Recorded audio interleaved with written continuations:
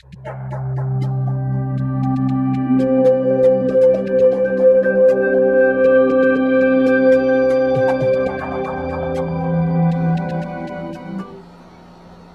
Lord be with you. A reading from the Holy Gospel according to Luke. On another Sabbath, Jesus went into the synagogue and taught. And there was a man there whose right hand was withered.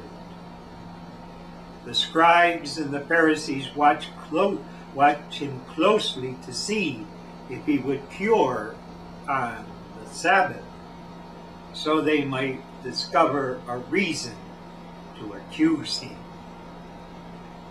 But he realized their intentions and said to the man with the withered hand, "Come up and stand before us." And the man rose and stood there. Then Jesus said to them, "I ask you, is it lawful to do good on the Sabbath rather than to do evil, to save life rather than to destroy it?" Looking around at them all, he then said to him, "Stretch out your hand." He did so, and the hand was restored. But they became enraged and discussed together what they might do to Jesus. This is the good news of our salvation.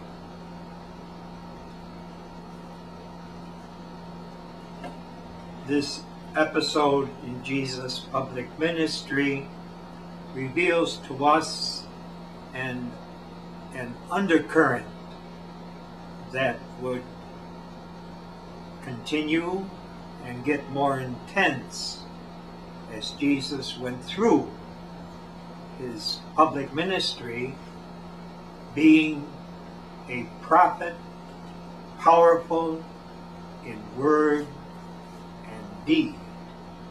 Those are also the words of St. Luke, that the disciples, after Jesus' resurrection, described him to the risen Jesus himself. Prophet, powerful in word and deed. And we can see that power in word and deed in today's episode, which is so easy for us to imagine in our imaginations. We can picture it as we see the synagogue filled with men who are discussing the scriptures, prophets of the Old Testament, or passages from the book of Genesis, Exodus, or some other writing from the Old Testament. So let us picture in our own imaginations this man whom Jesus calls up from the assembly and is standing there before him. And over on one side are Jesus' adversaries. These are supposed to be the religious educators of their day. Knowledge about God not only from study of the scriptures, but from their prayer and worship. And they're not fulfilling their responsibility properly. They are trying to destroy this prophet, powerful in word and deed. So let us see this man who has a withered hand stretch out his hand, the withered hand. And as he does, the hand becomes well and normal. And everyone in that assembly, in that synagogue, is amazed. This is truly a prophet, powerful in word and deed. But what is the reaction of the leaders, the religious leaders, who are supposed to know what God has taught and put it into practice in their spiritual lives? St. Luke tells us they are enraged and began to plan together what they would do to him.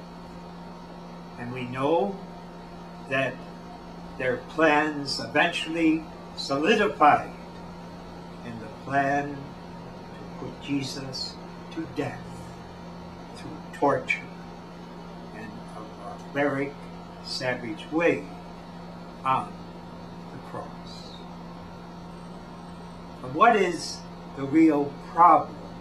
How could there be this controversy between the fulfillment of the law, the keeping of the Sabbath day, which is the third commandment of the Ten Commandments, and Jesus seemingly to violate that commandment when he is a prophet, powerful in word and deed, doing the will of the Heavenly Father?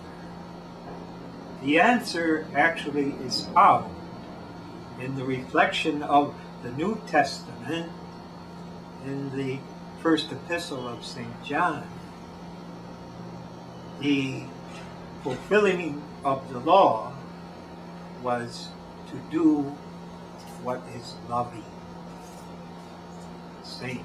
John tells us in the 4th chapter of that epistle, that letter of St. John, that God is love.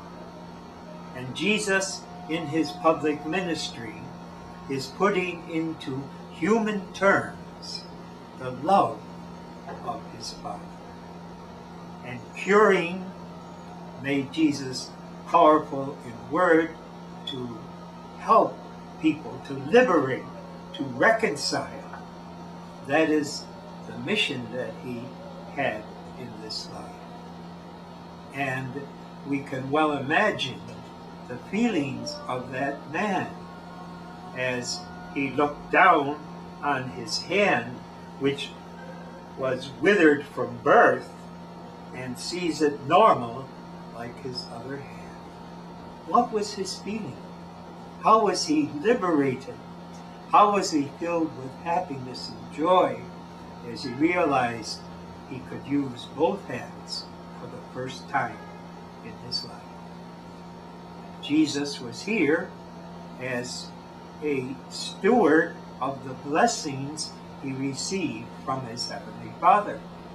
He tells us in Matthew, everything I have received from my Father. And he's teaching us to do the same as himself. Not to think we're keeping the third commandment, to keep the Sabbath day, our Sunday worship, by not helping people who are in need when we can help them. We have been given the capacity to help others from God himself, and he wants us to use it. So we find Jesus not just a steward of the blessings he received from his Father, but a peace bringer, a sympathetic peace bringer. What does that mean? He felt for that man. He wanted to help him in order to make him happy, to liberate and reconcile him with God, his Father, in a new way through Jesus himself. I'm sure that person would have gratitude to Jesus for the rest of his life. And that is the Jesus that we acknowledge, but much more important is the Jesus we are taught